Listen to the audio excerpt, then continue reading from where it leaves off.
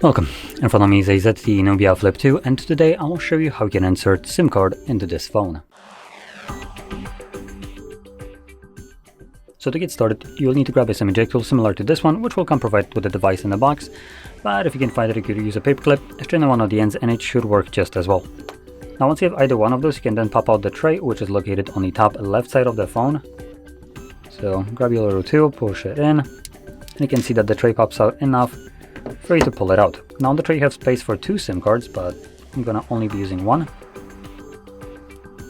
And figure out which way it goes. So it looks like we need to do it upside down. So we just flip it like so. Insert it back into your phone. And you can see that the card starts to work right away as it's prompting me to confirm my SIM card PIN. And that's it, the card is unlocked and you can now use it. So if you found this very helpful, don't forget to hit like, subscribe, and thanks for watching.